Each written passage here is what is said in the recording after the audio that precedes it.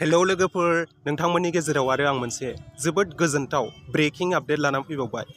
बे गोजोनथाव ब्रेकिं आपडेटआनो जादों जोंनि बर' सावथुन मुलुगनिनो मुंदांखा फावखुंग्रि बिथां फुजि बसुमतारी आरो विंकल ब्रह्म बिथांमोना दा गथ' मोनबाय एबा बिथांमोनहा दायो बिमा आरो बिफा जानो हाबाय।